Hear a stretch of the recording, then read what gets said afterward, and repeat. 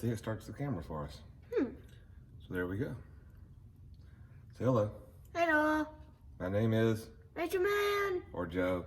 Joe. Welcome back. Today we are working on a 70 Chevrolet Impala, small block 350 car. The car's been sitting a long time. Had a lot of work done to it, we'll call it work, over the past years. Yeah, Miss Rachel is laughing. One of the many things we like to do around here is teach the next generation. And Miss Rachel is going to be doing a lot of the work today. This is going to be kind of a teaching moment. So, Miss Rachel, say hello. Hello. And you are? Rachel Man. There we go. What we have here is your standard small block Chevrolet 350. 350 is the cubic inches of the motor, okay? It's running very rough. Probably got a firing problem, all right? This is called a V8. You know why it's called a V8? No. Because there's 8 cylinders, 4 on each side. Looks like a V. Oh. Oh, how I was about about to that? ask the V question, like There why? you go. Why V? So, and they fire in a set order, okay? And you have to know which cylinder is which as you go around. Okay. So, a Chevrolet, it's odds and evens, okay? So that would be 1, and what would be next on one side? Well, if it's odds and evens, it'd be 1, 3, 5, 7, and 2, 2, 4, 6, 8. okay? So, one side is odds and one side is evens, all right? Do you know how to tell which side is odd and which side is even? No. So, if you take a look at this motor, we'll see if we can adjust this camera to where we can.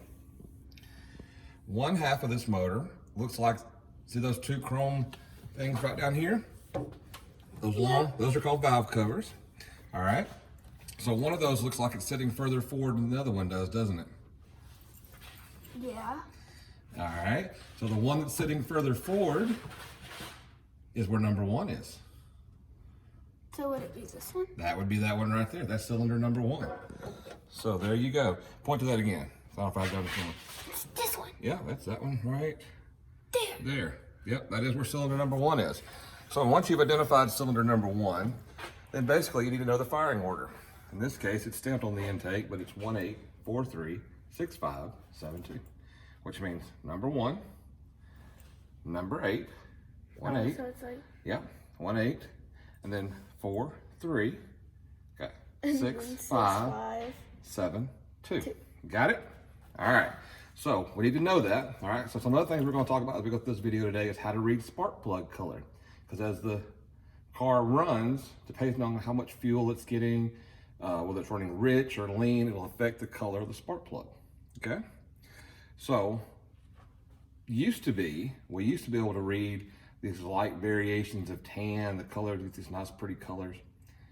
The ethanol fuel won't let us do that, but we can tell if it's running rich or lean. And the other thing we're going to do on this motor is run a compression test. So let's get started. What do you say? Okay. Okay, we're back. We've got number 1 plug out. Hold that up for us, Miss Rachel. Let's get that kind of close to the camera. See how that looks really oily and black? So let's give that to me for just a second. What does that smell like to you? Gas and oil. Gas and oil. So we've obviously got an overfuel problem. Could be lots of things, but we've definitely got a lot of oil on that. One of the things we found was this was loose, wasn't it? It wasn't even tight in the block. But this is what we're talking about. So we definitely know we've got a gas problem, an oil problem. So the other thing is, this is a little more difficult to show up on camera, but look how tight the spark is. On a points car, this should be about 35 thousandths. This one's got an MSD distributor in it, high voltage coil, 40, 42, maybe would be a lot better. This is like 18, so not enough. That's definitely one of our problems. So the other thing we want to do while we're here is run a compression test, right? So we've got our, walk this around here, we can kind of show it. Compression tester in. You mind turning it over so we can see? And all right, and Dad, do you mind turning the car over? So just lay that down right there so the camera can see it. And step back from the car. And he'll spin the motor over for us. Maybe. So, 150 pounds of compression, if that shows up on the gauge. Is that what it says? Yep. Okay. All right, so that cylinder, once we get the firing worked out, should be good. Let's do the rest of them. So we were talking about gapping plugs. This simple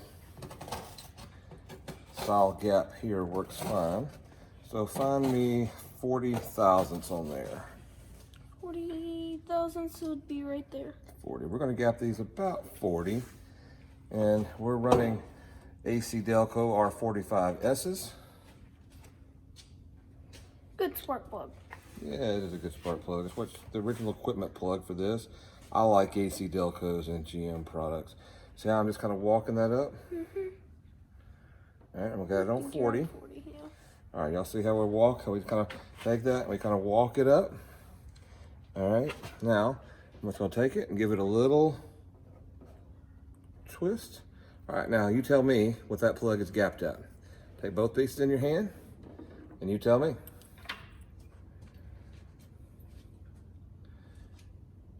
Keep walking it up. Walking it up. Where are we at? We're not quite 40 yet, but we're getting mighty close. All right, well, it's about like 40. Mm-hmm. All right, now just twist it off. Just like that. Ta-da! Perfect. So here we are, kind of doing a wrap up for the night. We may end this video here and do another one when we finish up. What we discovered was we did have 150 pounds of compression on all 8 cylinders. Feel like the bottom end's in pretty good condition. We found mismatched plugs,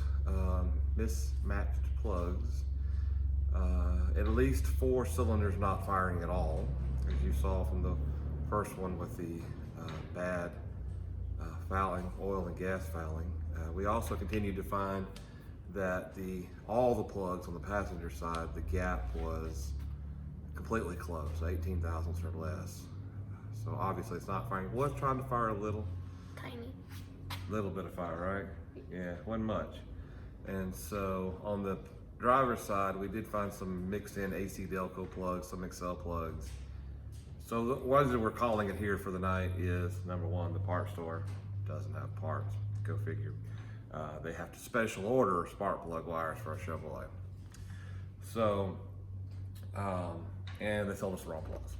So, with that being said, this is a good place to stop. We know we got to have plugs and wires. Figure out that may get us running a little bit better. We'll do some more videos with Miss Rachel as we get into tinning. Yeah, don't bang your head on the tire. I'll hurt my tire. Why you gonna hurt my tire? Oh no, this is just my head on. Hurt my tire. Hey, hurt my tire. Anyway, just stay with us.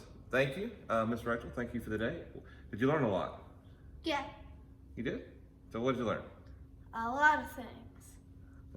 You learned how to find cylinder number 1? Mm-hmm. How was that?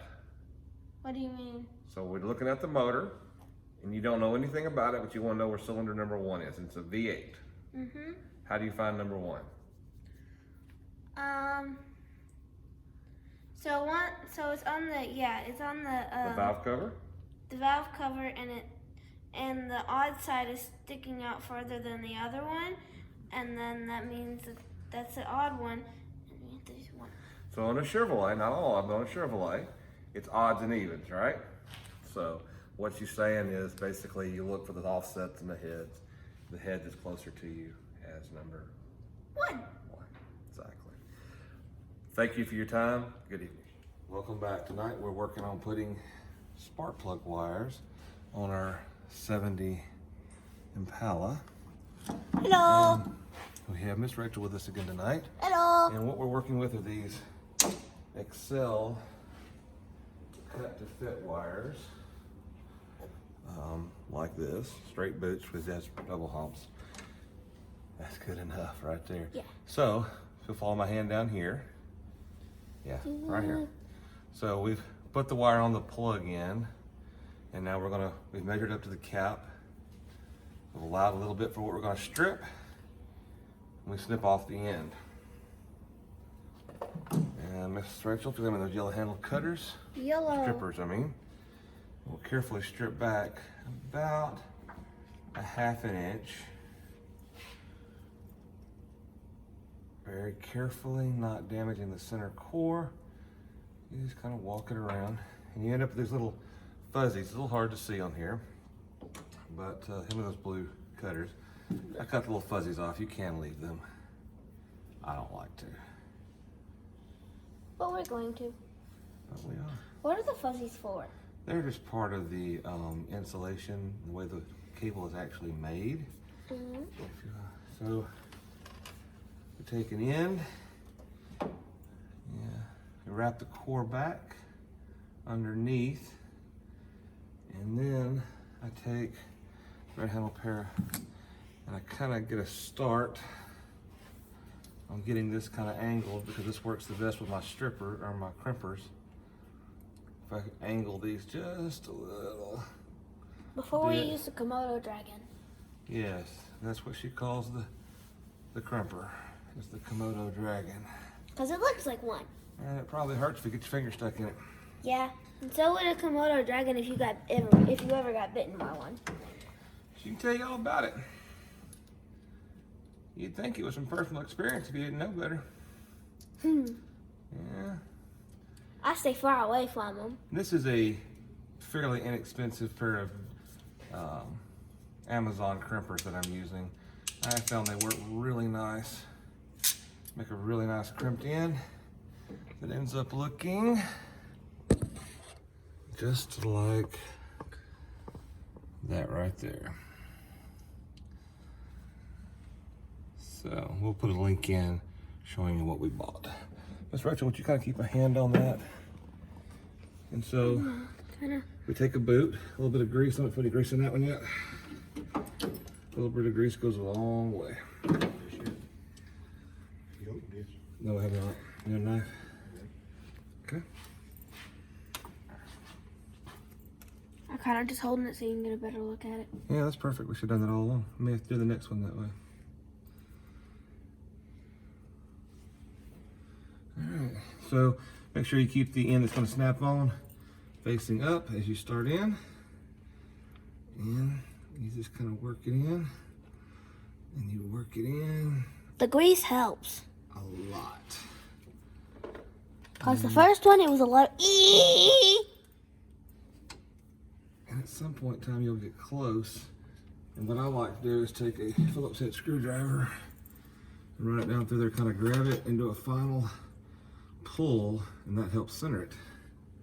Then you just route it where you want it to go. And, well, maybe snap it in place. Snap. So one of the things we've learned is sometimes, especially with these small block Chevrolets and the header plugs, this boot's just a little long. You can see it's pretty far down in there, and there's actually a line. And we have found if you trim them at that line, they snap on the plug a lot better. That much. Yep. Perfect. Good evening. This is the last video for this car. We're hoping to get it back to the customer here soon. This one came to us, been sitting for a number of years. This is the final installment on the 70 Impala. And I don't have Miss Rachel with me tonight. She is getting ready for a band concert, and that's where I will be tomorrow night. So I'm wrapping this one up tonight. This car come out of a state collection. Have been sitting 10, 12 years. Customer thought he could do a little bit to get it running, and just wasn't quite that simple. When it came to us, it did not crank or idle at all. It would fire over, didn't want to idle.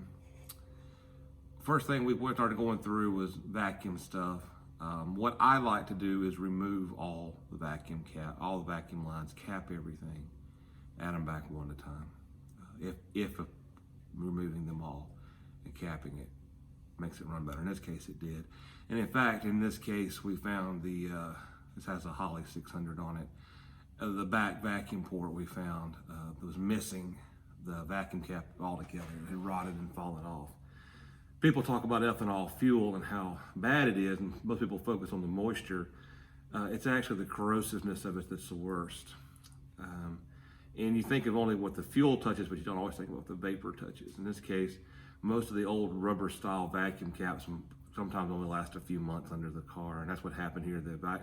All the rubber style vacuum caps had just dried and corroded, most likely due to ethanol fuel or time in sitting. We use a little different style, and in the next video, I'll have some in my hand to show you. Got the vacuum on it. Transmission didn't pull at all. Wasn't going to be an easy fix. We put a new one in it.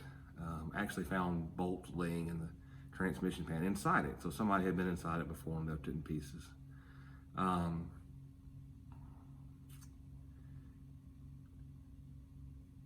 Got the transmission in it, and now we have the problem getting it beyond just idling. Motor wouldn't run above 2,000 RPM, was popping, carrying on. You saw the video. We had at least 4 cylinders that were dead. New plugs, new wires, little skunk juice in the fuel, some fresh 91, which is the best I've got locally. And we're back together. So I want to say thank you for watching this. At least I hope you watch it all the way through. If you like it, let me know. Follow the page, follow the channel, hit all the like buttons. There's a whole bunch of things I guess you can do. I'm still learning what all they are. If you have feedback, if you have something you want us to talk about, a specific topic, if you're having a problem with something, feel free to email me. I'll include the link or in the comments.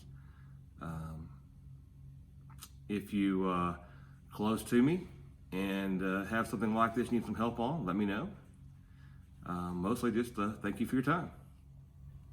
Okay, before I actually called it a night, and I said I was kind of done, let me show you where we actually got to. I forgot to fire this thing over.